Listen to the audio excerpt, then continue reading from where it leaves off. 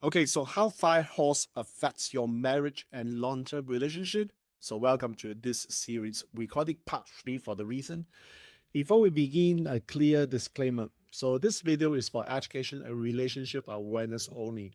I'm not doing counseling, therapy, or medical advice. So what we're discussing is purely behavior under emotional pressure.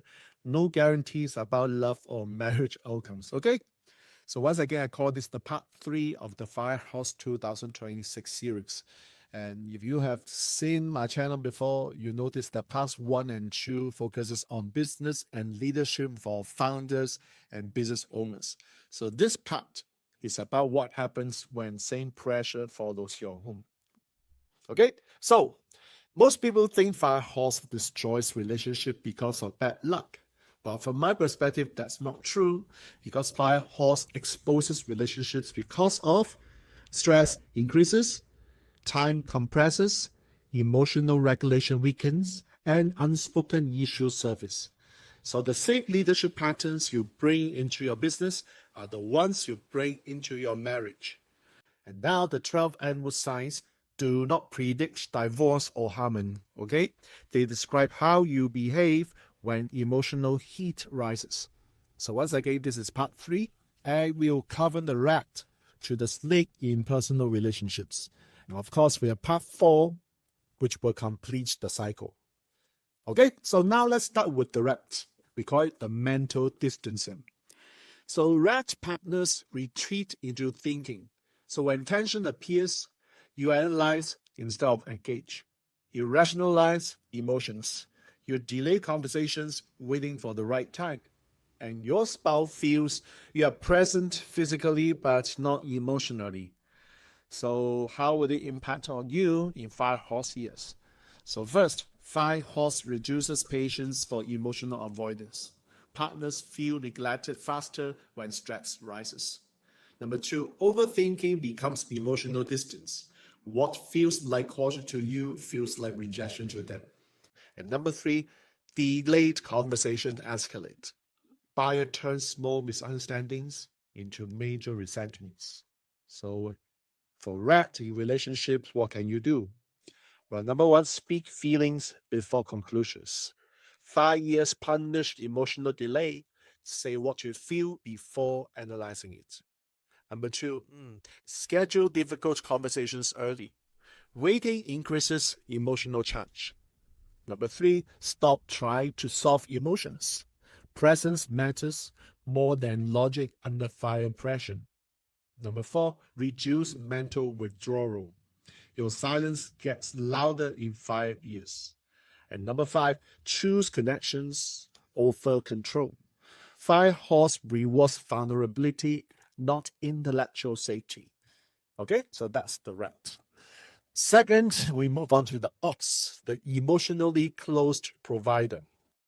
So for ox partners, you show love through responsibility because you provide, you protect, and you endure. But you also struggle to express emotions.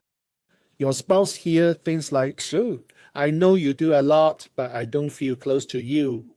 So what will be the impact on you in the 5 horse years? First, fire amplifies unmet emotional needs. Providing without connecting no longer satisfies. Number 2, stoicism is misread as indifference. 5 years demand emotional availability.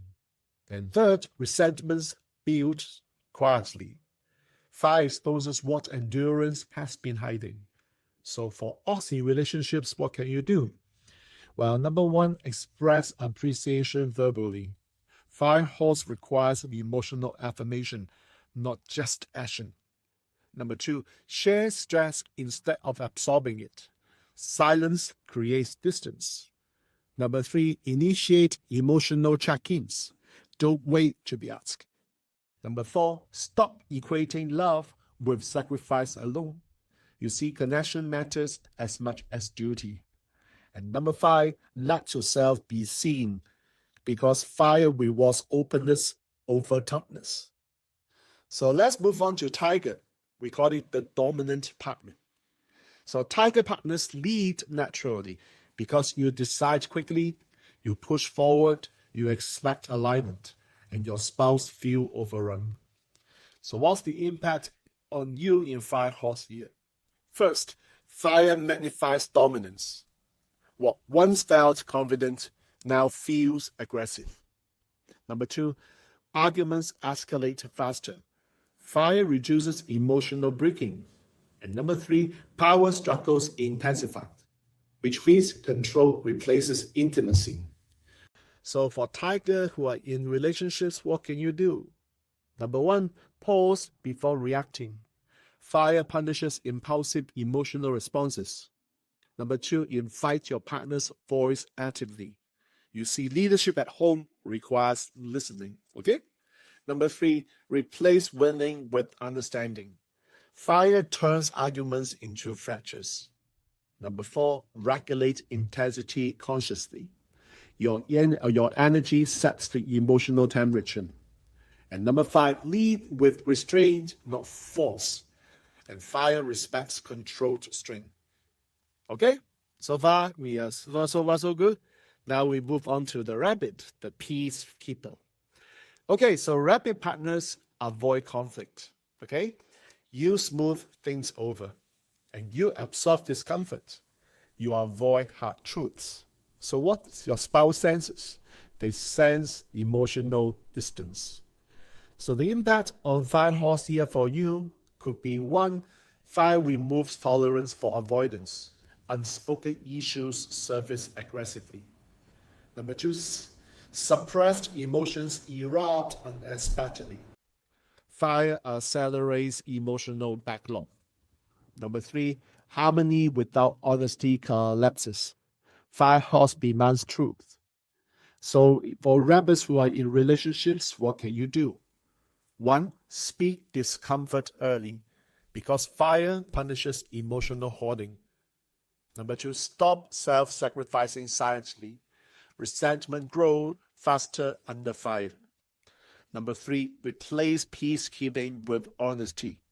Truth stabilizes more than avoidance. Number four, set emotional boundaries, and absorbing everything could exhaust you. Number five, trust that conflicts can deepen connection, and fire rewards courage for that reason. All right, so let's move on to after the rabbit, the dragon.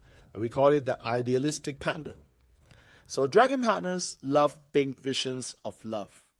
You imagine how the relationship feel, but reality is this: it doesn't always match. So what's the fire horse impact on you?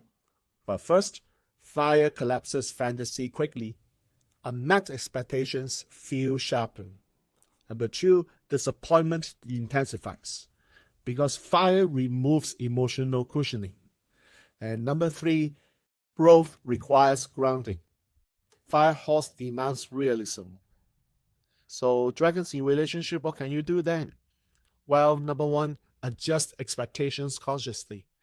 And fire punishes idealization because of that. Number two, focus on daily actions, not ideals. Consistency rebuilds trust.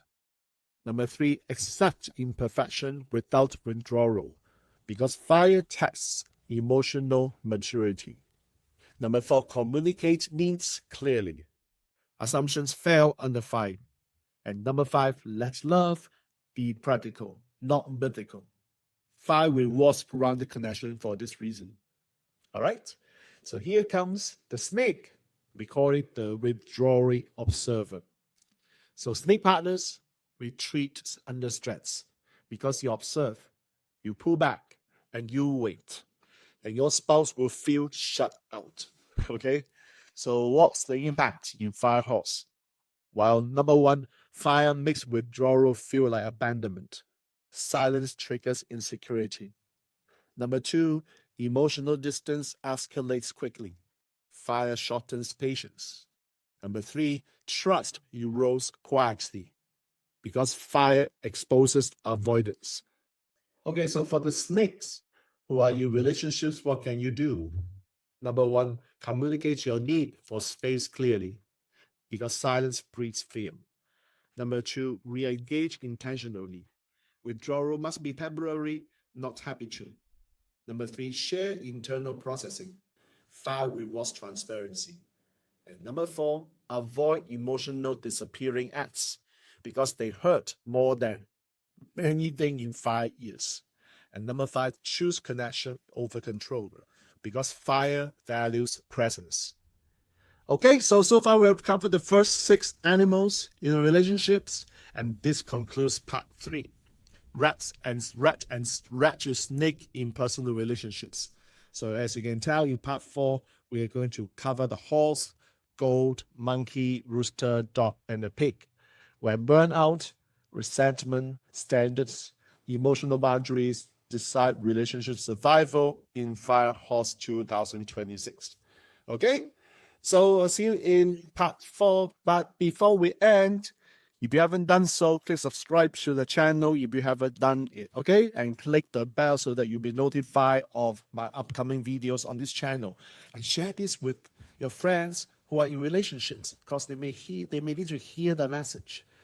Okay, and come join my Destiny Articat Telegram chat. I'm going to put the link below where a deeper conversation will take place there.